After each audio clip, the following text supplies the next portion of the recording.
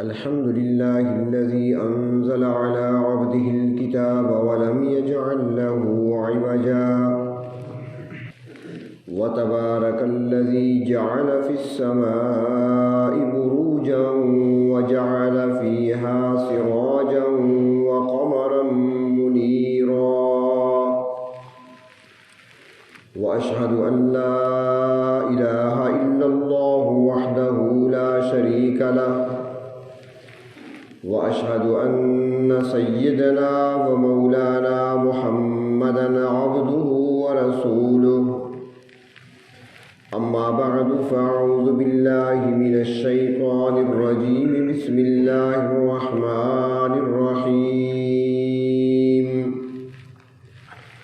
ومن يؤت الحكمة فقد أوتي خيرا كثيرا صدق الله مولانا العظيم مولاي صل وسلم دائما أبدا على حبيبك خير الخلق كلهم. قابل احترام بزرگوں اور عزیز دوستو، فتنوں کے اس دور میں جہاں بہت ساری باتوں میں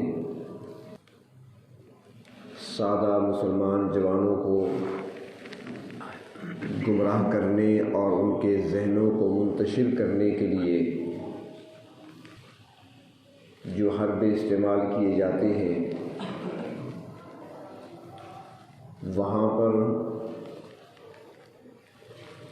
ایک بات یہ بھی اکثر سننے میں آتی ہے کہ نبی اکرم صلی اللہ علیہ وسلم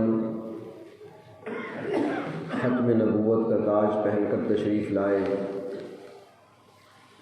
اللہ رب العزت نے آپ کو پورے عالم کے لیے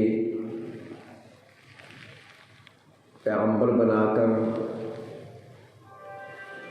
مبعوث فرمایا اور اپنی آخری کتاب جو کہ ہر لحاظ سے مکمل ہے، کامل ہے، وہ آپ پر نازل فرمائی. تو اب انسانوں کی ہدایت اور رہنمائی کے لیے اللہ کی کتاب اور نبی اکرم صلی اللہ علیہ وسلم کی سنت یہ کافی ہے. اب کسی اور امام کی ضرورت نہیں، کسی کی تقلید کی ضرورت باقی نہیں رہی. تو اس سلسلے میں ضروری سمجھا کہ بتایا جائے اجتہاد کیا ہے، امامت کیا ہے، امامت کا کیا مطلب ہے، تقلید کیوں کی جاتی ہے اور تقلید کی اہمیت کیا ہے، تقلید کیوں ضروری ہے،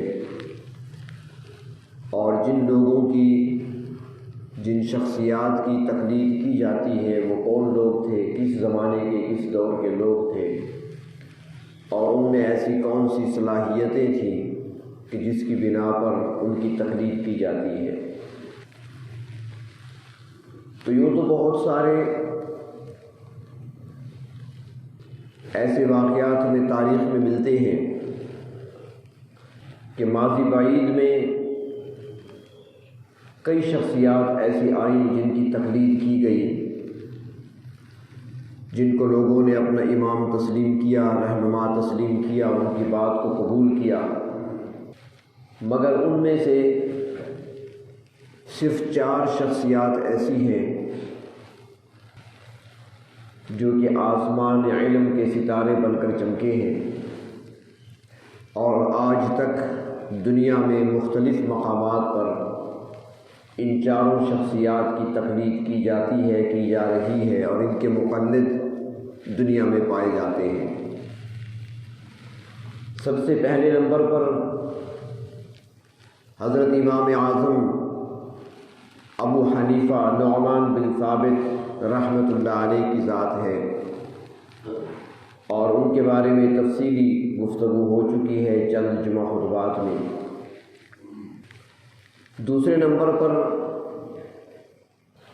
امام مالک ہیں رحمۃ اللہ علیہ، جن کے پیروکار، جن کے مقلد دنیا میں پائے جاتے ہیں، وہ کہ کم تعداد میں ہیں لیکن موجود ہیں اس وقت بھی۔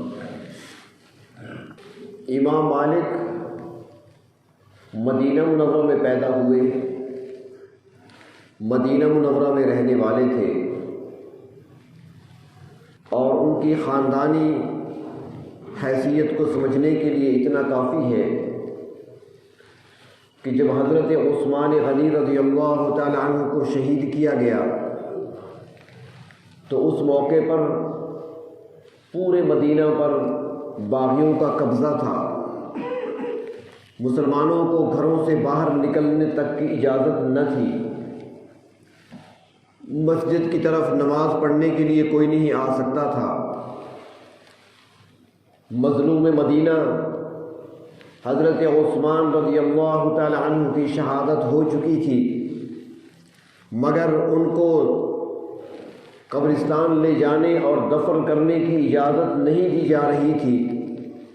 ہر طرف باغی دندناتے پھر رہے تھے، تو ایسے موقع پر 4 شخصیتیں تھیں، 4 جوان ایسے تھے جنہوں نے سر ہتھیلیوں پہ رکھ کر باہر نکل کر حضرت عثمان غنی رضی اللہ تعالیٰ عنہ کو گھر سے اٹھایا اور مدینے کی گلیوں سے گھماتے ہوئے بقیع قبرستان میں لے آئے اور دفن کا انتظام کیا۔ تو جن 4 افراد نے یہ قربانی دی تھی، باغیوں کے سامنے آ کر ڈٹ کر سینہ تان کر انہوں نے یہ کام انجام دیا تھا، ان 4 میں سے ایک امام مالک کے دادا تھے، ابو انس مالک رحمۃ اللہ علیہ، وہ ان 4 میں سے تھے۔ تو امام مالک رحمۃ اللہ علیہ کی ولادت 93 ہجری میں ہوتی ہے، ابھی پہلی صدی ختم نہیں ہوئی تھی۔ 93 ہجری میں امام مالک رحمۃ اللہ علیہ کی ولادت ہوئی مدینہ منورہ میں، وہیں پر انہوں نے علم حاصل کیا۔ مدینہ ہی وہ مرکز اسلام تھا جہاں پر نبی اکرم صلی اللہ علیہ وسلم نے ہجرت کے بعد کی اپنی مبارک زندگی گزاری، صحابہ کرام مدینہ طیبہ میں ہی رہے، علم کے موتی ہر طرف بکھرے ہوئے تھے۔ امام مالک رحمۃ اللہ علیہ نے وہیں پر تعلیم حاصل کی، اور اللہ رب العزت نے ایسی ذہانت عطا فرمائی تھی کہ امام اعظم ابو حنیفہ رحمۃ اللہ علیہ ایک مرتبہ تشریف لائے مدینہ منورہ۔ حضرت امام مالک ان دنوں میں طالب علم تھے۔ امام اعظم ابو حنیفہ رحمۃ اللہ علیہ نے جب امام مالک کو دیکھا تو صرف دیکھا نہیں بلکہ ان کو دیکھتے ہی پڑھ لیا، اور فرمانے لگے کہ مدینہ منورہ میں جو علم بکھرا ہوا ہے، میں سمجھتا ہوں کہ یہ جوان اس علم کو یکجا کرے گا۔ اور پھر دنیا نے دیکھا کہ امام اعظم رحمۃ اللہ علیہ نے جو بشارت دی تھی، جو خوشخبری سنائی تھی، جو پیشگوئی فرمائی تھی، اسی کے مطابق امام مالک رحمۃ اللہ علیہ نے اس علم کو یکجا کیا۔ علم حاصل کرنا آسان نہیں تھا، یہ دین ہم تک جو پہنچا ہے ایسے نہیں پہنچا، ان لوگوں کی قربانیوں سے پہنچا ہے۔ ہمارے حضرت رحمۃ اللہ علیہ فرمایا کرتے تھے کہ جب بھی اپنے اکابرین کی کسی کتاب کا مطالعہ کرنے کے لیے بیٹھا کرو تو کتاب کھول کر سب سے پہلے اسے ایصال ثواب کیا کرو، یعنی ان کا احسان ہے، ہم اتار نہیں سکتے۔ پہلے 3 مرتبہ سورۃ اخلاص پڑھ کے ان کو ایصال ثواب کیا کرو، پھر ان کی کتاب کا مطالعہ کیا کرو۔ یہ میں انگلش میتھ کی کتاب کی بات نہیں کر رہا، جو ہمارے اکابر نے لکھی ہیں دینی کتابیں، ان کا تذکرہ ہے۔ ایسا نہ ہو کہ آپ جو ہے واسکو ڈی گاما کو بھی ایصال ثواب کرتے رہیں اور ہٹلر کو بھی ایصال ثواب کرنا شروع کر دیں، جس کی کتاب دیکھیں اس کو ایصال ثواب کریں، ایسا نہیں ہے۔ یہی تو ہماری سادگی ہوتی ہے۔ پھر نہ ماننے پہ آئیں تو اللہ کی ذات کا بھی انکار کر دیتے ہیں، ماننے پہ آئیں تو پھر قبروں پر اور پتھروں پر بھی غلاف چلا دیتے ہیں۔ ہمارے اندر یہ کچھ خامیاں بھی تو ہیں نا، خوبیوں کے ساتھ ساتھ۔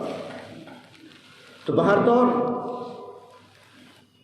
امام مالک رحمۃ اللہ علیہ پر تنگی کا زمانہ بھی آیا، غربت کا زمانہ بھی آیا۔ ایک مرتبہ اس زمانے میں عباسیہ دور تھا، حکمران عباسی خلفاء تھے، تو خلیفہ منصور آیا مدینہ منورہ۔ وہ اکثر آیا کرتا تھا حج کے لیے، تو امام مالک رحمۃ اللہ علیہ سے ملاقات ہوئی۔ امام مالک رحمۃ اللہ علیہ نے منصور کو نصیحت کرتے ہوئے فرمایا کہ اپنی رعایا کا خیال رکھا کرو، اپنی رعایا کی خبرگیری کیا کرو، غافل نہ رہا کرو، پوچھا جائے گا تم سے۔ منصور کیا جواب دیتا ہے؟ جب پڑھتے ہیں تو دل خون کے آنسو روتا ہے، کاش کہ مسلمانوں کو آج بھی ایسے حکمران ملتے ہیں۔ منصور کہنے لگا مسکراتے ہوئے، امام صاحب یہ بتائیں کہ آپ اپنے گھر میں کچھ عرصہ پہلے آپ اپنے گھر میں خالی چکی کیوں چلوایا کرتے تھے؟ خالی یعنی گندم نہیں ہوتی تھی، وہ ہاتھ سے چلانے والی چکی ہوتی تھی، اس کی آواز ذرا زیادہ نکلتی تھی، پتھر ہوتے ہیں، رگڑ کھاتے ہیں تو آواز پیدا ہوتی ہے۔ امام مالک نے فرمایا کہ تمہیں کس نے بتایا؟ منصور کہنے لگا کہ امام صاحب آپ کی بچی بھوک کی وجہ سے رویا کرتی تھی، آپ خادمہ سے کہتے تھے کہ چکی چلاؤ، خالی چکی، تاکہ پڑوسیوں تک میری بچی کی بھوک کی وجہ سے رونے کی آواز نہ پہنچے۔ ایسا نہیں کیا کرتے تھے آپ؟ امام صاحب کی آنکھوں میں آنسو آ گئے، فرمانے لگے امیر المومنین یہ تو میرے اور میرے اللہ کے درمیان کا راز تھا، آپ کو کیسے پتہ چلا؟ فرمایا آپ نے جو کہہ دیا رعایا کی خبر گیری کیا کرو تو میں تو کر رہا ہوں نا، مجھے پتہ ہے رعایا کا کس حال میں ہے۔ تو اس انداز سے وہ رعایا کی خبر گیری کیا کرتے تھے، اپنی رعایا کو معلوم ہوتا تھا کون کس حال میں ہے۔ بہرحال اور ایک لمبا عنوان ہے، تو میں عرض کر رہا تھا کہ امام مالک رحمۃ اللہ علیہ نے تنگی کے دن بھی دیکھے۔ بھائی آپ کے کاروبار کرتے تھے، ان کا کپڑے کا کاروبار تھا، لیکن آپ نے لمبا چوڑا کاروبار نہیں کیا، اس لیے کہ پھر دین کے کام میں رکاوٹ پیدا ہوتی۔ آپ نے کام چھوڑ دیے، 4000 دینار تھے وہ تجارت میں لگا دیے تھے، جو اس سے منافع آتا تھا اس سے اپنی ضروریات پوری کر لیا کرتے تھے۔ مدینہ منورہ میں، شہر میں انہوں نے اپنے لیے کوئی مکان نہیں بنوایا، نہ مکان خریدا، اپنا مکان ان کا وادی عقیق میں تھا۔ جو حضرات جانے والے ہیں انہوں نے دیکھا ہوگا وادی عقیق کو، اتنا دور تو نہیں ہے، اب تو قریب نظر آتا ہے، گاڑیوں میں جاتے ہیں، اس زمانے میں پیدل سفر ہوتا تھا۔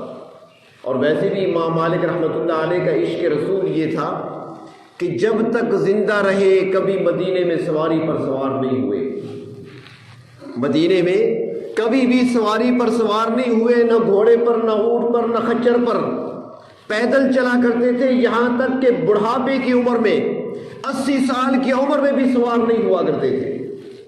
کسی نے کہا حضرت سواری پہ سوار ہو جایا کریں، فرمایا جن گلیوں میں، جس سرزمین پر میرے آقا کے قدم پڑے ہیں، مجھے وہاں پر سواری پہ سوار ہوتے ہوئے حیا آتی ہے۔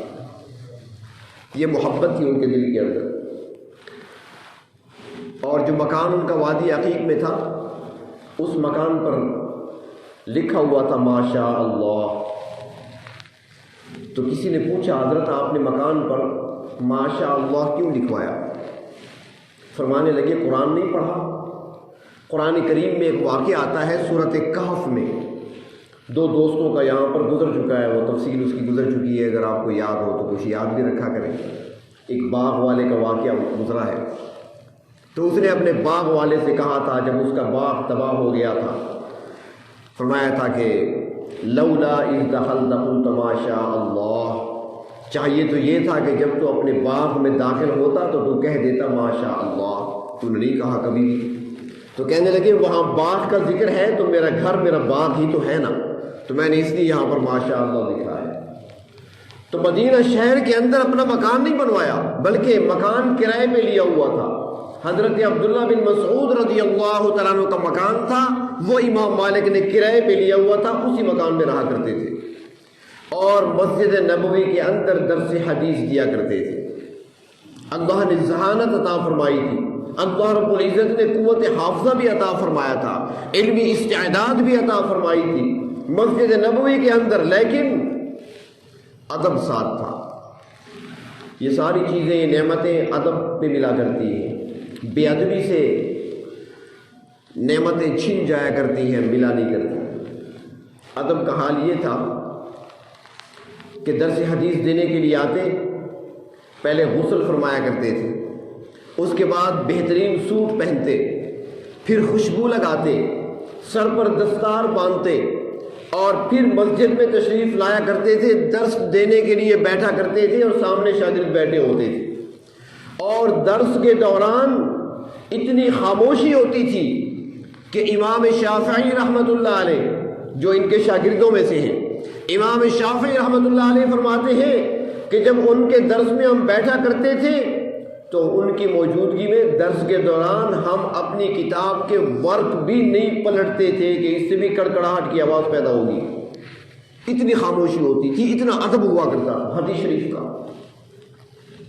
اور ایک مرتبہ ایک شاگرد نے دیکھا کہ بار بار چہرہ درس کے دوران متغیر ہو جاتا ہے، رنگ بدل جاتا ہے، جیسے کوئی تکلیف پہنچتی ہے انسان کو، چہرہ سرخ ہو جاتا ہے، لیکن درس جاری رکھا، درس نہیں روکا۔ جب درس مکمل ہو گیا تو اس نے قریب آ کر کہا، حضرت استاد محترم، آج میں نے 10 مرتبہ آپ کا چہرہ دیکھا ہے بدلتے ہوئے۔ فرمایا کہ ہاں ذرا میری قمیض کے نیچے دیکھو کچھ ہے۔ جب دیکھا گیا تو بچھو تھا جس نے 10 مرتبہ حضرت کو ڈسا تھا۔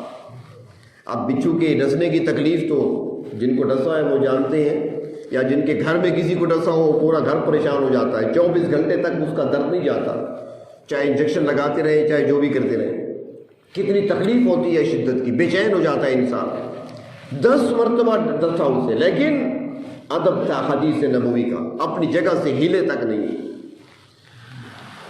اور آج تو حالت یہ ہے کہ ایک مکھی نماز نہیں پڑھنے دیتی، تلاوت کر رہے، ایک مکھی اگر پریشان کر رہی ہے تو تلاوت چھوڑ دیتی ہے، ایک مچھر۔ یہ پرانی بات ہے، ایک مرتبہ ہم طالب علم تھے، ایک امام صاحب ہم کو نماز پڑھا رہے تھے، مغرب کی نماز تھی، ہم پیچھے کھڑے ہیں، امام صاحب آگے کھڑے ہیں۔ تو رکعت کے دوران، دوسری رکعت تھی نماز کی، سورۃ فاتحہ پڑھ رہے تھے، درمیان تک پہنچے تو آواز ان کی بدل گئی۔ ہم نے کہا شاید رونے لگے ہیں حضرت نماز کے اندر، اپنے میں کھڑے ہوئے تھے۔ وہ پتہ چلا بعد میں کہ آواز آئی قدموں کی، دیکھا تو امام سے بھاگ رہے تھے، مصلی خالی تھا۔ تو ہم نے بھی نماز توڑ دی، امام ہی نہیں رہا، نماز تو ٹوٹ گئی۔ پوچھا کیا ہوا ہے جناب؟ کہنے لگے چوہا آ گیا تھا، مصلی کے آگے چوہا گزرا، نماز چھوڑ کے بھاگ گئے، امامت بھی گئی، مصلی بھی گئی۔ ہمارا حال تو یہ ہے ادب کا، اور ان کا حال یہ ہے کہ 10 مرتبہ کمر پر بچھو ڈس لیتا ہے، لیکن ادب کا حال یہ ہے کہ اپنی جگہ سے ہلتے تک نہیں ہے، نہ درس کو چھوڑتے ہیں۔ اور یہ بھی ادب تھا کہ جب کوئی دروازے پہ آتا تو خادمہ کو بھیجا کرتے، جاؤ پوچھو کون آیا، کیا کہتا ہے۔ آنے والے بتاتے کہ ہم نے امام صاحب سے ملنا ہے۔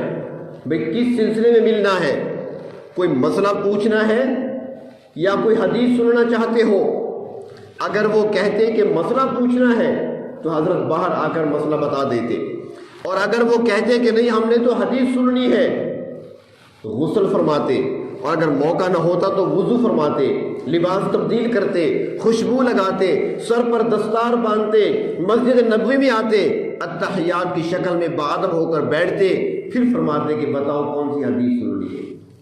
یہ ادب تھا ان کے اندر، اور یہ ادب کی وجہ سے سب کچھ ملا ہے ان کو۔ مدینہ منورہ میں زندگی گزاری ہے، لیکن فرماتے ہیں کہ 3 دن کے بعد بیت الخلاء جایا کرتے تھے، روز نہیں، تیسرے دن بیت الخلاء قضائے حاجت کے لیے جایا کرتے تھے، وہ بھی شہر مدینہ سے باہر نکل کر۔ کسی نے کہا حضرت ضرورت پیش نہیں آتی؟ فرمایا کہ پیش آتی ہے، لیکن مدینہ میں بار بار بیت الخلاء جاتے تو مجھے شرم آتی ہے، میرے نبی کا شہر ہے، میرے نبی آرام فرما رہے ہیں، مجھے حیا آتی ہے۔ یہ بادم لوگ تھے۔ امام اعظم ابو حنیفہ رحمۃ اللہ علیہ ایک مرتبہ مدینہ تشریف لائے، اہل علم جمع ہو گئے، علماء جمع ہو گئے، حضرت آئے ہیں، علمی نکات کھلیں گے، علمی بحثیں ہوگی، علم کی باتیں ہوگی، علم و عرفان کی بارش ہوگی، ہم استفادہ کریں گے۔ امام اعظم کے پاس علماء آتے ہیں، محدثین آتے ہیں، بیٹھ جاتے ہیں، حلقہ ہوتا ہے، صبح و شام بیٹھے ہیں، استفادہ ہو رہا ہے۔ جب 4-5 دن گزر گئے، امام صاحب نے فرمایا کہ آپ مجھے اجازت دیجیے۔ انہوں نے کہا نہیں جی، ابھی تو بہت سارے مسائل پوچھنے ہیں آپ سے، آپ بڑی مشکل سے آئے ہیں، پھر پتہ نہیں کب آپ کا آنا ہوگا، کہاں آپ کوفہ میں رہتے ہیں، یہ مدینہ ہے، سفر ہے لمبا چوڑا، ہم وہاں آ نہیں سکتے، آپ یہاں آئے ہیں تو کچھ وقت دیں ہمیں۔ حضرت مزید ٹھہر گئے، مدینے کے لوگوں کو انکار بھی نہیں کر سکتے تھے، ادب کا تقاضا تھا یہ بھی۔ اس طریقے سے 8واں دن ہوا تو پھر فرمانے لگے مجھے اجازت دیں۔ انہوں نے کہا نہیں جی ابھی ٹھہر جائیں۔ جب 10واں دن ہوا تو لوگوں سے کہنے لگے اب مجھے جانے دیں، برداشت نہیں ہوتا۔ وہ کہنے لگے حضرت کیا جلدی ہے، کیا برداشت نہیں ہوتا؟ فرمایا لوگوں آج 10واں دن ہے، قضاء حاجت کے لیے نہیں گیا۔ انہوں نے کہا جا سکتے ہیں، فرمایا مدینہ ہے میں نہیں جا سکتا، مجھے نکلنے دو یہاں سے۔ یہ ادب تھا ان لوگوں کے اندر، یہ احترام تھا ان لوگوں کے اندر۔ اور صرف یہ نہیں کہ صرف یہی ادب تھا، ساتھ عمل بھی تھا۔ ہمارے ہاں تو 2 میں سے ایک چیز ہوتی ہے، جو عمل کرنے پہ آتے ہیں وہ ادب چھوڑ دیتے ہیں، اور جو ادب کی طرف جاتے ہیں بس پھر وہ سوائے چومنے چاٹنے کے اور کچھ نہیں رہتا، عمل چھوڑ دیتے ہیں۔ عمل کا یہ حال تھا۔ حضرت مغیرہ کہتے ہیں کہ میں امام مالک رحمۃ اللہ علیہ کے پاس رات کو کافی دیر سے گزرا، آدھی رات گزر چکی تھی۔ جب میں گزرا تو دیکھا امام مالک مصلی پہ کھڑے ہیں اور سورت پڑھ رہے ہیں، الہاکم التکاثر۔ یہ سورت پڑھی سورت فاتحہ کے بعد، اور پھر اس آیت پہ پہنچے کہ لَتُسْأَلُنَّ يَوْمَئِذٍ عَنِ النَّعِيمِ، کہ قیامت کے دن تم سے نعمتوں کے بارے میں پوچھا جائے گا۔ فرمایا اس آیت کو بار بار امام مالک پڑھتے رہے، روتے رہے، یہاں تک کہ صبح ہو گئی۔ ساری رات مصلی پہ گزر جاتی، اور ان کے بارے میں آتا ہے کہ راتوں کی عبادت تو ان کی ہوا ہی کرتی تھی، لیکن جمعے کی رات ساری عبادت میں گزارا کرتے تھے۔ اور ہر مہینے کی 1 تاریخ، کل سے مثلاً آج چاند نظر آ گیا، کل 1 ہوگی، ہمارے مہینے تو وہ ہے نا، ہمارا تعلق چاند کے ساتھ ہے، شمسی سال نہیں ہے ہمارا قمری سال ہے۔ شمسی سال کے حساب سے عیسائی دنیا مناتی ہے اپنی تقریبات اور اپنی ترتیبات، ہمارے لیے قمری سال ہے۔ اور اللہ تبارک و تعالیٰ نے فرمایا قرآن حکیم میں کہ جب سے زمین و آسمان قائم ہوئے ہیں، اللہ کے ہاں گنتی کے حساب سے سال کے 12 مہینے ہیں، 12 شہرا، 12 مہینے اللہ تبارک و تعالیٰ نے خود ترتیب دیے ہیں۔ وَمِنْهَا 4 حرم، اور ان میں سے 4 حرمت والے ہیں، یہ بھی اللہ نے بنائے ہیں۔ اب حرمت والے کون سے ہیں؟ جون جولائی اگست ہے، محرم، اس کے اندر ذیقعد ہے، ذی الحج ہے، محرم ہے، رجب ہے، وہ مہینے اللہ نے بنائے ہیں حرمت والے، جن کا تعلق چاند کے ساتھ ہے، سورج کے ساتھ نہیں۔ تو بہرطور امام مالک رحمۃ اللہ علیہ ہر مہینے کی پہلی رات کو پوری رات عبادت میں گزارا کرتے تھے۔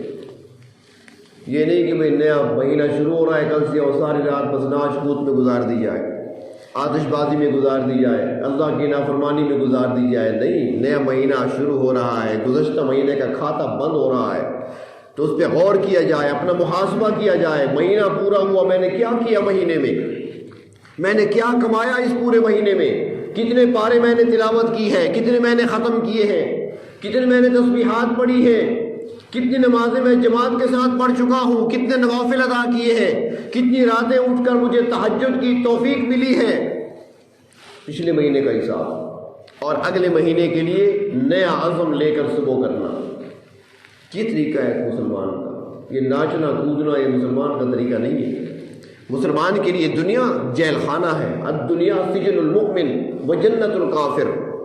یہ دنیا مومن کے لیے قید خانہ ہے۔ قید خانہ کسے کہتے ہیں؟ جس میں اپنی مرضی نہیں چلتی، جو کھلایا جائے گا وہی کھانا پڑے گا، جو پینے کے لیے دیں گے وہ پینا پڑے گا، 4 دیواری کے اندر بند رہنا پڑے گا، وہ قید خانہ ہوتا ہے۔ تو یہاں پر مسلمان نے پابندیاں قبول کرنی ہے، فرما برداری کرنی ہے، اطاعت کرنی ہے، جہاں سے روکا گیا وہاں رک جانا ہے، جو کرنے کا حکم دیا وہ کرنا ہے، یہی تو قید خانہ ہے۔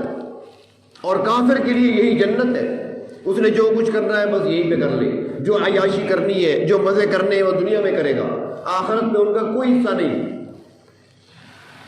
اور مسلمان کے لیے تو عیاشیاں اللہ نے جنت میں رکھی ہیں، عیاشی وہاں پر ہوگی، جو چاہے گا ملے گا، لیکن یہاں پر قیدی کی طرح زندگی گزارنی ہوگی، اپنی مرضیات کو ختم کرنا ہوگا، اپنی خواہشات کو کچلنا ہوگا، اللہ تبارک و تعالیٰ کے احکام کے سامنے اپنے سر کو جھکانا ہوگا، اور ہر کام کرنے سے پہلے اللہ کے محبوب صلی اللہ علیہ وسلم کے طریقے کو دیکھنا ہوگا، تب تو وہ کہلا سکتا ہے مسلمان۔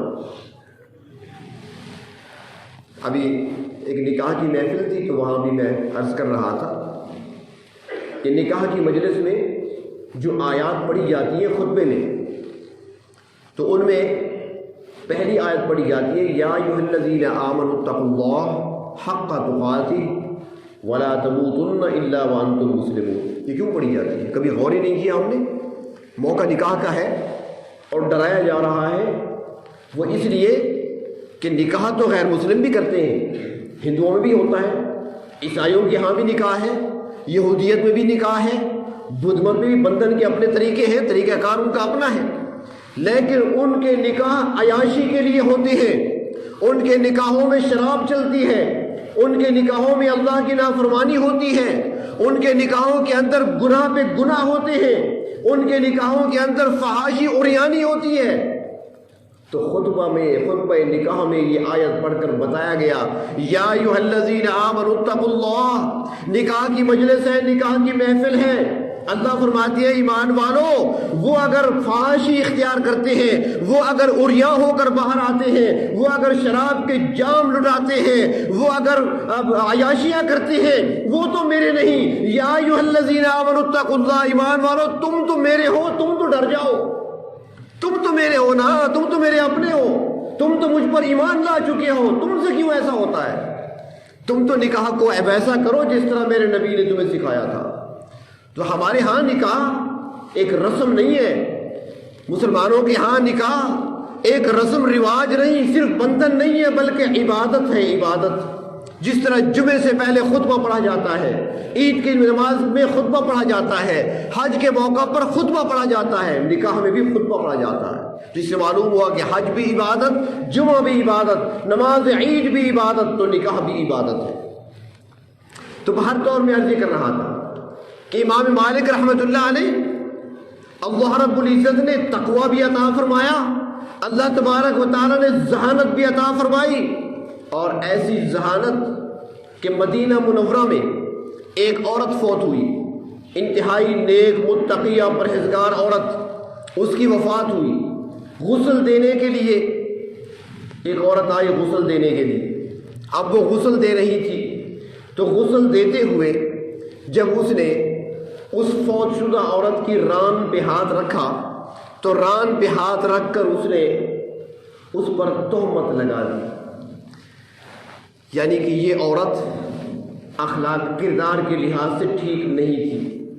اب وہ بیچاری تو فوت ہو چکی ہے، فوت ہونے کے بعد اس کو غسل دیتے ہوئے اس کی ران پہ ہاتھ رکھ کر کہتی ہے کہ یہ ران تو کئی مردوں نے دیکھی ہے، یہ ران تو کئی مرد استعمال کر چکے ہیں۔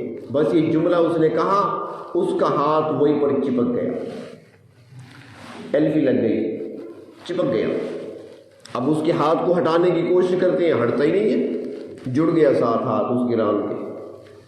پریشان ہوئے لوگ، بڑی کوشش کی گئی، ہاتھ جدا نہیں ہو سکتا، وہ خود رو رہی ہے، چلا رہی ہے میرا ہاتھ ہٹاؤ، مردے نے میرا ہاتھ پکڑ لیا۔ سارے مردے نہیں پکڑا کرتے، خیال کرنا، ایسے لوگ کہ آپ دفن کرنا ہی چھوڑ دیں، آپ غسل دیں کچھ نہیں ہوگا، لیکن زندگی میں بھی کسی پر تہمت نہیں لگانی چاہیے، اور بعد از مرگ تو بہت احتیاط کی ضرورت ہے۔ تو اللہ کے پاس پہنچ چکے ہیں جیسے بھی تھے، لیکن وہ تو ایک نیک خاتون تھی، ایک متقی خاتون تھی، اس پر الزام لگایا گیا۔ تو اب علماء کے پاس گئے، ایک عالم کے پاس، دوسرے عالم کے پاس، مدینہ میں پھر رہے ہیں علماء کے پاس، حل نہیں نکل رہا، کیا طریقہ نکالیں اس کو کہ ہاتھ علیحدہ ہو۔ کئی طریقے کیے گئے، مثال کے طور پر دم بھی کیا گیا، پڑھ کر پھونکا گیا، کچھ نہیں ہوتا، تو آخر سوچ رہے تھے کہ اس کا ہاتھ کاٹ دیا جائے تاکہ ہاتھ بھی ساتھ چلا جائے، اور تو کوئی صورت نہیں ہے۔ تو کسی نے کہا کہ مالک بن انس بھی ہیں تو ان کے پاس چلے جائیں۔ مالک بن انس کے پاس آئے، امام مالک رحمۃ اللہ علیہ کے پاس، کہ حضرت ایسے مسئلہ ہے۔ کچھ دیر سوچتے رہے، پھر فرمایا کہ ایسے کرو کہ اس کو 80 کوڑے لگاؤ اسی حالت میں، یہ جو عورت ہے نا اس کو 80 کوڑے لگاؤ۔ امام مالک کو پتہ نہیں تھا کہ بات کیا ہے، بس یہی ہے کہ اس کا ہاتھ چپک گیا ہے، ہاتھ جدا نہیں ہو رہا، اگلی پچھلی بات کا تو پتہ نہیں کیوں چپکا ہے ہاتھ۔ تو فرمایا کہ 80 کوڑے لگاؤ اس کو۔ اور 80 کوڑے کسے لگائے جاتے ہیں کہ جب بھی کوئی شخص، کوئی مرد یا کوئی عورت کسی پاک دامن مرد یا عورت پر اگر زنا کی ناجائز تہمت لگاتا ہے اور وہ ثابت نہیں کر سکتا تو پھر اس کو 80 کوڑے مارے جاتے ہیں۔ یہ شرعی سزا ہے، یہ حد ہے۔ تو سورۃ نور کے اندر یہ ساری تفصیل موجود ہے۔ جو 80 کوڑے کا کہا تو انہوں نے کہا ٹھیک ہے، اور تو کوئی صورت ہے نہیں، لہٰذا کوڑا مارو۔ کوڑے مارنے شروع کیے۔ جب 80 کوڑے پورے ہوئے ہاتھ اس کا چھوٹ گئے۔ امام مالک نے فرمایا کہ اس نے چونکہ تہمت لگائی تھی، تہمت جھوٹی تھی، مرنے والی عورت نیک اور پاکیزہ عورت تھی، پاک دامن عورت تھی، اس نے اس پر تہمت لگائی ہے، اور تہمت کی جب تک اس کو سزا نہ ملتی وہ ہاتھ اس کا پکڑا رہتا، اس کو سزا مل گئی ہے لہذا اس کا ہاتھ آزاد ہو گیا۔ تو یہ ذہانت اللہ رب العزت نے ان کو عطا فرمائی تھی۔ ایسے امام نہیں بن گئے، ان کی تقلید ایسے نہیں کی جاتی، اللہ تبارک و تعالیٰ نے ان کو خوب نوازا تھا۔ اور دوسری بات یہ بھی ہے کہ وہ حق پر ڈٹ جانے والے تھے، یہ نہیں کہ انہوں نے کسی بادشاہ کے ڈر سے مسئلے تبدیل کر لیے ہوں، ایسی بات نہیں۔ ایک مرتبہ منصور، خلیفہ منصور آیا بغداد سے مدینہ منورہ، تو رات کو کافی لیٹ ٹائم تھا، تو منصور نے اپنا پیغام بھجوایا کہ امام مالک کو بلا لاؤ۔ چنانچہ امام مالک رحمۃ اللہ علیہ کو پیغام پہنچا کہ آپ کو خلیفہ وقت بلا رہے ہیں، امیر المومنین بلا رہے ہیں، منصور بلا رہے ہیں۔ اب انہوں نے سوچا کہ رات کے اس وقت جو مجھے بلایا ہے، رات کے 1 بجے 2 بجے 2:30 بجے، تو یہ ٹائم ملاقات کا تو نہیں ہے یقیناً، چونکہ میں تو کلمہ حق ادا کرتا ہوں، ان تک کوئی بات پہنچی ہے اور اب یہ مجھے سزا دینا چاہتے ہیں۔ بادشاہ تھے، سزا دے دیا کرتے تھے، تو سزا کیا ہوتی، گردن مار دو۔ چنانچہ امام مالک رحمۃ اللہ علیہ نے غسل کیا، چادر اٹھائی کفن کے طور پر اپنے اوپر لپیٹی، اور اپنے اوپر وہ مسالہ لگایا جو مرنے کے بعد جسم پر لگایا جاتا ہے تاکہ لاش خراب نہ ہو، وہ اپنے جسم پہ لگایا، حنوط کرنا جسے کہتے ہیں۔ آ گئے، پہنچ گئے منصور کے پاس، کچھ اور فقہا بھی بیٹھے ہوئے تھے، ان سے منصور بات کر رہا تھا۔ فارغ ہوا، امام مالک کی طرف دیکھا تو کہنے لگا کہ امام صاحب مجھے تو آپ سے حنوط کی بو آ رہی ہے، یعنی ان مسالہ جات کی یا ان کریموں کی بو آ رہی ہے۔ امام مالک نے فرمایا کہ ہاں۔ منصور نے کہا وہ کس لیے؟ فرمایا دیکھو آپ نے مجھے رات کے اس ٹائم بلایا، اور اس ٹائم بلانا کوئی عام بات تو نہیں ہو سکتی تھی، میں تو یہی سمجھا کہ شاید میری کوئی بات بری لگی ہے آپ کو اور آپ مجھے قتل کرنا چاہتے ہیں، تو میں تیاری کر کے آیا ہوں۔ منصور کا سر جھک گیا شرم سے، اس نے کہا امام صاحب میں جو بھی ہوں لیکن میں اسلام کا ستون اپنے ہاتھوں سے نہیں گرا سکتا، یہ اسلام کا ایسا ستون ہو تم کہ میں نہیں گرا سکتا، میرے بارے میں سوچو تک نہیں ایسا۔ اور ہوا تھا امام مالک کے ساتھ ایسا کہ جب منصور کی طرف سے جعفر کو بنایا گیا مدینہ منورہ کا والی تو اس نے آ کر بیعت لینا شروع کی، تو امام مالک کا فتویٰ تھا کہ جبری بیعت نہیں ہو سکتی، وہ جبری طلاق کے بھی قائل نہیں تھے۔ چنانچہ اس نے کہا فتویٰ تبدیل کر دو، امام مالک نے انکار کر دیا۔ ذرا سوچیں ان اکابرین نے کتنی مشقتیں اٹھائی ہیں اور دین کو بغیر ملاوٹ کے ہم تک پہنچایا ہے، ملاوٹ نہیں ہونے دی ہمارے لیے دین میں۔ وہ کہتا ہے کہ آپ کو یہ فتویٰ واپس لینا ہوگا، امام مالک کہتے ہیں میں اپنے فتوے پر، فیصلے پر قائم رہوں گا، میں سب کچھ کر سکتا ہوں لیکن دین میں ملاوٹ نہیں کر سکتا۔ چنانچہ جعفر کے حکم پر امام مالک رحمۃ اللہ علیہ کو سر دربار 70 کوڑے مارے گئے، 70 کوڑے، اور وہ اس شدت سے پڑے کہ حضرت کی ساری پیٹھ لہو لہان تھی، دونوں بازو کندھوں سے اتر گئے تھے۔ اس حال میں جب نکل کر آتے ہیں تو جسم سے خون کو صاف کرتے ہیں اور مسجد نبوی میں آ کر 2 رکعت نفل شکرانے کی ادا کرتے ہیں کہ پروردگار شکر ہے آپ کا کہ کوڑے تو برداشت کر لیے لیکن دین میں ملاوٹ نہیں ہونے دی۔ اور اس کے بعد جعفر نے حکم دیا کہ یہ سزا کافی نہیں، امام مالک کو گدھے پہ سوار کرایا جائے اور پورے مدینے میں گھمایا جائے، تشہیر کی جائے، خوب ان کو بدنام کیا جائے۔ چنانچہ امام مالک کو گدھے پہ سوار کرایا گیا، اور جب مدینے کی گلیوں میں گھمایا جا رہا تھا تو امام مالک خود فرماتے تھے، لوگوں جو مجھے جانتا ہے وہ تو ویسے جانتا ہے، جو نہیں جانتا وہ جان لے اور سن لے اور سمجھ لے کہ میں انس کا بیٹا مالک ہوں، جو فتویٰ کل دیا کرتا تھا میرا فتویٰ آج بھی وہی ہے۔ جب منصور کو اطلاع ملی تو منصور نے اسی وقت مدینے کے والی جعفر کو معزول کر دیا اور ساتھ حکم دیا کہ اسے مدینے سے لے کر بغداد تک گدھے پر سوار کر کے میرے پاس حاضر کیا جائے، تاکہ اس نے پتہ چلے کہ اس نے امام مالک کے ساتھ اتنی زیادتی کیوں کی ہے۔ اور منصور نے خود معذرت بھی کی، امام مالک سے معافی بھی مانگی۔ تو ان لوگوں نے دین میں ملاوٹ نہیں ہونے دی، دین کو خالص ہم تک پہنچایا، محنتیں برداشت کی، مشقتیں اٹھائیں، بھوک کو برداشت کیا، اپنے جسم پر کوڑوں کو برداشت کیا، لیکن اللہ کے دین کی نصرت کرتے رہے اور خدمت کرتے رہے اور آگے تک پہنچاتے رہے۔ تو امام مالک رحمۃ اللہ علیہ ایک مقام رکھتے ہیں اور آج بھی دنیا میں ان کے پیروکار موجود ہیں۔ امام مالک رحمۃ اللہ علیہ 81 سال کی عمر، محبت کا یہ عالم تھا، عشق نبوی کا یہ عالم تھا کہ مدینہ منورہ سے باہر نہیں جاتے تھے، حج ادا کرنے گئے اس کے بعد نہیں جایا کرتے تھے، مدینے میں رہا کرتے تھے۔ ایسا نہ ہو کہ میں باہر جاؤں اور کہیں کسی اور جگہ مجھے موت نہ آ جائے، فرماتے کہ میں یہی پسند کرتا ہوں کہ مجھے مدینے میں موت آئے اور بقیع قبرستان میں مجھ کو دفن ملے۔ سفر نہیں کرتے تھے، کہیں نہیں جاتے تھے۔ تو ایک مرتبہ بڑے پریشان تھے، رب تعالیٰ سے دعا کرتے رہے، پروردگار مجھے پتہ چل جائے نا میری کتنی زندگی باقی ہے، اگر میری زندگی ہے اور کچھ مہلت ہے، کچھ وقت ہے، تو میں ایک حج کر لوں اور ایک اور حج ادا کر لوں، چلا جاؤں، مگر زندگی اگر ہے تو ویسے نہیں جاتا، ایسا نہ ہو کہ رات سے موت آ جائے، فریضہ تو ادا ہو چکا ہے، نفل ادا کرنا ہے۔ تو اس موقع پر ایک خواب دیکھا، نبی اکرم صلی اللہ علیہ وسلم کی زیارت ہوئی خواب میں۔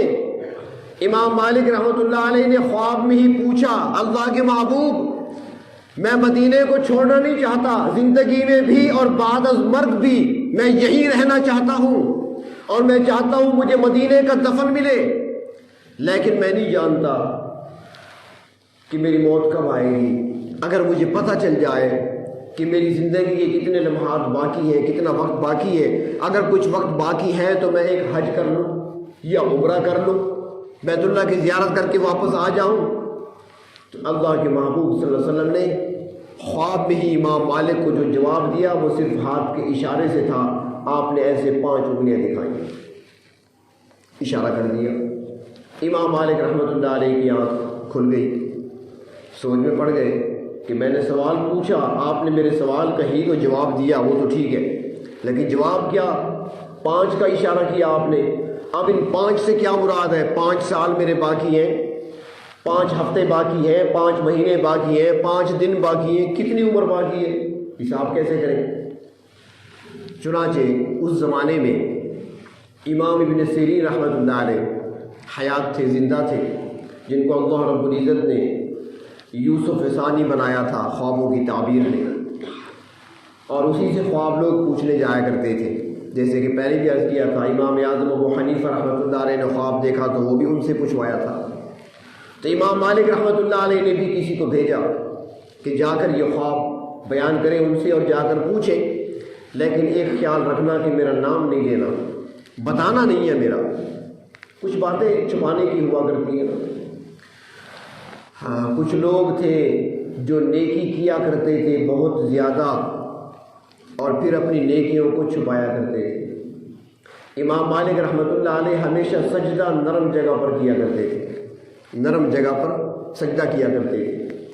کسی نے پوچھا، حضرت سجدے کے لیے آپ نرم جگہ استعمال کرتے ہیں، یعنی کپڑا وغیرہ بچھا دیتے، رومال کو دوہرا کر کے رکھ دیتے، اس پر سجدہ کرتے؟ تو فرمانے لگے، میں نہیں چاہتا کہ سجدوں کا نشان میری پیشانی پر بنے اور لوگ مجھے عابد کہنے لگے۔ وہ نیکی کر کے چھپایا کرتے تھے، اور ہمارے ہاں تو بنائے جاتے ہیں، خوب پیشانی کو رگڑا جاتا ہے چٹائیوں پر تاکہ نشان بنے، میں بھی نمازی ہوں۔ تو بہرطور وہ لوگ تھے جو نیکیاں کر کے اپنی نیکیوں کو چھپایا کرتے تھے، وہ راز ہوا کرتا تھا ان کے اور ان کے رب کے درمیان۔ ہمارے اس ہندوستان میں ایک بادشاہ گزرا ہے، سلطان شمس الدین التمش۔ ان کے دور میں اولیاء کی فہرست میں ایک روشن نام ہے، آسمان ولایت کا ایک روشن ستارہ ہے، خواجہ بختیار کاکی قطب الدین جن کا نام ہے۔ خواجہ قطب الدین بختیار کاکی رحمۃ اللہ علیہ کا جب آخری وقت آیا، وصیت فرمائی کہ میری نماز جنازہ وہ شخص پڑھائے جس کی زندگی میں 3 شرطیں پائی جائیں۔ مرید بیٹھی ہیں، علماء بیٹھے ہیں، سارے بڑی شخصیت ہے۔ حضرت کون سی شرطیں؟ فرمایا کہ پہلی شرط، جس نے بالغ ہونے سے لے کر میرا جنازہ پڑھانے تک کبھی اس نے تکبیر اولا فوت نہ کی ہو، اس سے فوت نہ ہوئی ہو، تکبیر اولا امام کے ساتھ تکبیر کہنا۔ دوسری شرط کہ بالغ ہونے سے لے کر میری نماز جنازہ پڑھانے تک اس کی عصر کی 4 سنتیں کبھی قضا نہ ہوئی ہوں۔ اور تیسری شرط یہ ہے کہ بالغ ہونے سے لے کر میری نماز جنازہ پڑھانے تک اس نے کبھی کسی غیر محرم کی طرف نہ دیکھا ہو۔ ہے آپ میں سے کسی میں شرط؟ سارے حضرات بیٹھے ہیں، اہل علم بھی بیٹھے ہیں، چلوں والے بھی بیٹھے ہیں، 4 مہینے والے بیٹھے ہیں، بتائیں کوئی ہے ایسا؟ آج کے دور میں ملنا مشکل ہے، اور اس دور میں ملنا مشکل تھا۔ شرطیں عائد ہو گئی، حضرت کی وفات ہو گئی، جنازہ میدان میں لایا گیا، 1 2 نہیں، 1000 2000 نہیں، بلکہ لاکھوں کا مجمع، پورے ہندوستان کے علماء، صلحاء، ابرار و اتقیاء سارے جمع ہیں، حضرت کے مریدین بھی ہیں، حضرت کے خلفاء بھی ہیں، سارے کھڑے ہیں، صفیں بن چکی ہیں، جنازہ تیار ہے، پڑھانے کے لیے مصلی پر کون آئے؟ بڑے بڑے اولیاء کھڑے ہیں، لیکن 3 شرطیں نہیں پائی جاتی۔ کسی کی سنتیں رہ جاتی ہیں، کبھی کسی کی تکبیر اولا فوت ہو جاتی ہے، کسی سے بدنظری ہو گئی، کسی سے جوانی میں کیا ہو گیا، کبھی کچھ ہو گیا۔ اب سارے سوچ رہے ہیں کہ حضرت کی شرط ہے اور اللہ نے شرط کو ضرور پورا کرنا ہے، شاید کوئی فرشتہ نازل ہو تو ہے، انسانوں میں تو ایسا مشکل ہے۔ سارے کھڑے ہیں سر جھکا کر۔ اتنے میں دیکھا گیا کہ صفوں کو چیرتا ہوا ایک شخص آ رہا ہے، آگے بڑھ رہا ہے، چہرے پر نقاب ڈالا ہوا ہے، اور چلتا چلتا مصلی پہ آیا، جنازے کے سامنے پہنچا، اور پہنچتے ہی خواجہ بختیار کاکی رحمۃ اللہ علیہ کا چہرہ مبارک کھول کر پہلے تو بوسہ دیا، اس کے بعد مجمع کی طرف رخ کر کے کھڑا ہوا اور کہنے لگا کہ میرے اور میرے اللہ کے درمیان کچھ راز تھے، لیکن خواجہ صاحب نے شرط ہی ایسے لگائی کہ مجھے آج راز اپنے کھولنے پڑے، تو لہٰذا سن لو سارے، تم گواہ رہو، جب سے بالغ ہوا ہوں آج تک نہ تو کسی غیر محرم کی طرف نظر بھر کر دیکھا ہے، اور نہ بالغ ہونے سے لے کر آج تک عصر کی 4 سنتیں کبھی مجھ سے قضا ہوئی ہے، اور نہ بالغ ہونے سے لے کر آج تک مجھ سے کبھی تکبیر اولا کبھی قضا نہیں ہوئی۔ یہ تینوں شرطیں پائی جاتی ہیں۔ اپنے چہرے سے نقاب اٹھایا، دیکھا لوگوں نے، داڑھی پر آنسو ایسے تھے جیسے تسبیح کے دانے ہوا کرتے ہیں، موتیوں کی طرح آنسو تھے، ساری داڑھی تر تھی آنسوؤں سے۔ غور سے دیکھا گیا تو وقت کا بادشاہ سلطان شمس الدین سامنے کھڑا تھا۔ کبھی بادشاہ بھی ایسے ہوا کرتے تھے۔ میں عرض کر رہا تھا کچھ چیزیں ایسے ہوتی ہیں جو اللہ اور بندے کے درمیان راز ہوا کرتے ہیں۔ بات یاد ہے نہیں بھائی؟ خواب والی بات، امام مالک رحمۃ اللہ علیہ جب سجدہ کیا کرتے تھے اپنی پیشانی پر نشان نہیں لگنے دیا کرتے تھے کہ یہ میرے اور میرے رب کے درمیان ایک راز رہے، عوام مجھے عابد نہ کہے، مجھے لوگوں کی تعریفیں نہیں چاہیے۔ اور جب دوسروں کے سامنے ذکر ہوتا تو وہاں بھی اپنے آپ کو ظاہر نہیں کیا کرتے تھے۔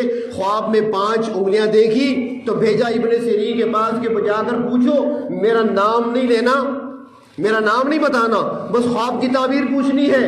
تو جب وہ شخص وہاں پہنچا، امام ابن سیرین رحمۃ اللہ علیہ کے سامنے خواب بیان کیا، انہوں نے خواب سنا تو کہنے لگے، اے نوجوان، شاید کہ تم مجھے نہ بتائے کہ کس نے دیکھا ہے، لیکن سن لے کہ اس وقت زمین پر اگر یہ خواب دیکھ سکتا ہے تو امام مالک دیکھ سکتا ہے۔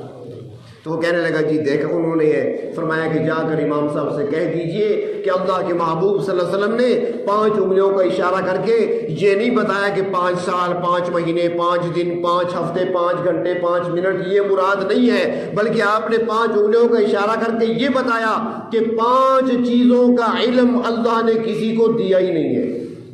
5 چیزیں وہ ہیں جس کا علم اللہ رب العزت نے کسی کو نہیں دیا، اور ان 5 میں سے ایک چیز یہ بھی ہے کہ کس کو موت کب آئے گی، یہ بھی اللہ نے علم کسی کو نہیں دیا۔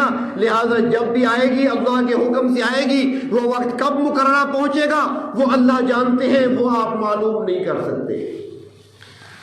تو بہر طور امام مالک رحمۃ اللہ علیہ مدینہ منورہ میں اسی شوق میں رہے، محبت تھی، عشق رسول تھا دل کے اندر، سچی محبت تھی، محبت سچی تھی۔ ہمارے یہاں پر ایک بزرگ تھے، وہ اکثر کہا کرتے تھے، ہم سے بڑے تھے عمر میں کچھ، کہ اللہ مدینے کی موت دے، اللہ مدینے کی موت دے، ان کی دعائیں ہوتی تھی۔ ایک سال قسمت کی بات ہے ہمارے ساتھ عمرے پہ چلے گئے، یا شاید حج کا موقع تھا، تو وہاں پر عرفات میں دعا کے لیے میرے ساتھ ٹھہرے ہوئے تھے، تو میں نے ان سے کہا کہ وہ دعا اب یہاں کر لیں آپ کے لیے یا مدینے جا کر کریں؟ اس نے کہا کون سی؟ میں کہ وہاں جو کیا کرتے ہو۔ اس نے کہا قاضی صاحب سیدھی بات ہے، جب سے آیا ہوں نا میں نے ایک بار بھی نہیں مانگی وہ دعا۔ میں نے کہا چلو ٹھیک ہے، عرفات میں نہیں مانگتے، وہاں مدینے جا کر مانگ لیں گے۔ تو اس نے کہا نہیں، خیال کریں میرے چھوٹے چھوٹے بچے ہیں، ہم تو ایسے عاشق ہیں، زبانی باتیں ہماری کچھ اور ہوا کرتی ہیں، اندر ہمارے کچھ اور ہوا کرتا ہے، لیکن وہ لوگ سچے عاشق تھے، ان کے دل، ان کی زبانیں دل کی ترجمان ہوا کرتی تھی۔ تو بہر طور وہ دعا کیا کرتے تھے اور ان کا عشق بھی یہی تھا۔ تو مدینہ منورہ میں ہی بیمار ہوئے، 81 سال کی عمر میں بیمار ہوئے اور وفات پائی، اور بقیع قبرستان میں آج بھی ان کی قبر مبارک نمایاں نظر آتی ہے، سب سے ہٹ کر الگ سی نظر آتی ہے۔ جو بھی جاتے ہیں وہاں بقیع قبرستان میں، اگر ساتھ کوئی رہنمائی کرنے والا ہو تو بتا دیتا ہے کہ یہ ہے امام مالک یہاں پر آرام کر رہے ہیں۔ تو اللہ تبارک و تعالی ہمیں ایسی نیک ہستیوں اور مقدس شخصیات کا ادب نصیب فرمائے، اور اللہ تبارک و تعالی ہمیں بھی اپنی کامل اطاعت اور اپنے محبوب صلی اللہ علیہ وسلم کی اتباع والی زندگی نصیب فرمائے۔ وآخر دعوانا ان الحمد للہ رب العالمین۔